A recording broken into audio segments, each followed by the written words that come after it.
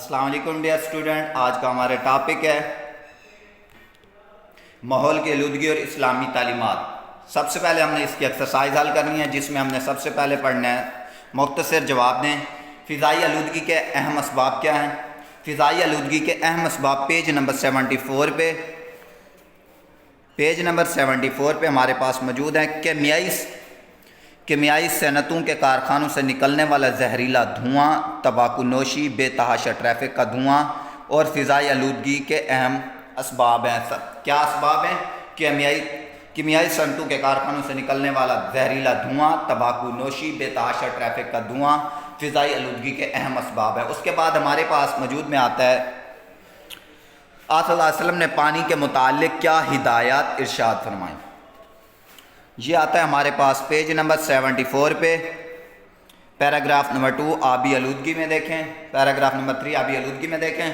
آپ صلی اللہ علیہ وسلم نے پانی کو ایک نعمت قرار دیا اور اسے ضائع کرنے سے سختی سے منع کیا۔ پانی کو خراب یا گندا کرنا اسے ضائع کرنے کے مترادف ہے۔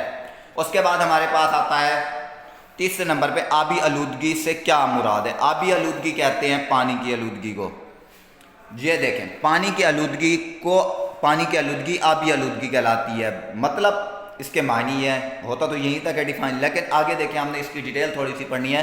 مختلف فیکٹریوں سے خارج ہونے والا پانی میں زہریلے کیمیائی مادے، مختلف فیکٹریوں سے خارج ہونے والے پانی میں زہریلے کیمیائی مادے جب حل ہوتے ہیں، جس سے پانی آلودہ ہو جاتا ہے، جس کے لوگ بے احتیاطی سے ندی نالوں میں کوڑا کرکٹ پھینک دیتے ہیں۔ شہروں سے نکلنے والا استعمال شدہ گندا پانی جب ندی نالے میں شامل ہو تو اسے آلودہ کرتے ہیں، جس سے نہ صرف آبی حیات متاثر ہوتے ہیں بلکہ ایسا پانی فصلوں کے لیے بھی نقصان دہ ثابت ہوتا ہے۔ لیکن ہم نے جو ڈیفائن کرنی ہے اس کی یہیں تک کرنی ہے۔ آبی آلودگی سے کیا مراد ہے؟ پانی کی آلودگی آبی آلودگی کہلاتی ہے۔ بس یہی کچھ ہمارے پاس یہیں تک کلیئر کرنا ہے۔ اس کے بعد آتا ہے ہمارے پاس صوتی آلودگی کسے کہتے ہیں۔ صوتی کہتے ہیں آواز سے۔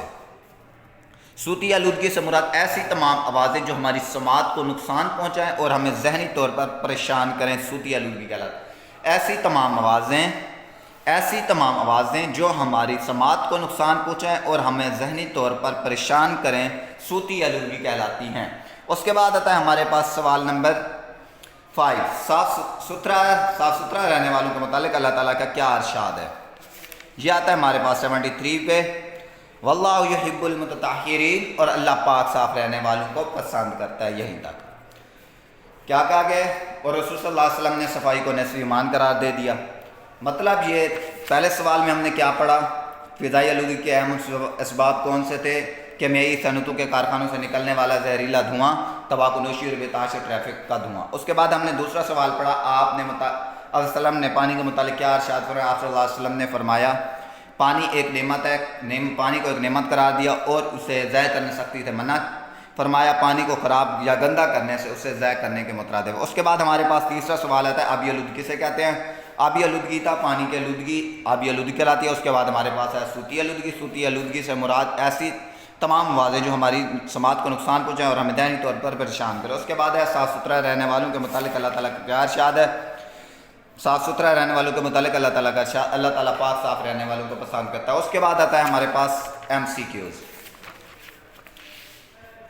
نیٹک کراس دیکھنا ہے۔ ماحولیاتی آلودگی کا عالمگیر مسئلہ ہے، صحیح ہو گیا۔ شور کی آلودگی نفسیاتی مسائل بڑھاتے ہیں، صحیح ہو گیا۔ ہم اسلامی تعلیمات پر عمل کریں تو ہماری ماحول کی آلودگی کم ہو جائے گی، صحیح ہو گیا۔ صفائی کا خاص خیال رکھنا صرف حکومت کا کام ہے، غلط ہو گیا۔ پاکیزگی نصف ایمان ہے، صفائی نصف ایمان ہے۔ صفائی اور پاکیزگی ایک ہی چیز ہوتی ہے، اس لیے یہ صحیح ہو گیا۔ صفائی اور پاکیزگی کو اسلام میں کیسی حیثیت حاصل ہے؟ بنیادی حیثیت حاصل ہے۔ اس کے بعد رسول صلی اللہ علیہ وسلم نے کس چیز کو نصف ایمان قرار دے دیا؟ صفائی کو۔ قرآن مجید میں آواز کو بری آواز کہا گیا ہے، کس آواز کو بری آواز کہا گیا ہے؟ گدھوں کی آواز کو۔ آبی آلودگی کے خاتمے کے لیے آپ صلی اللہ علیہ وسلم نے کس چیز کی صفائی بیان کی ہے؟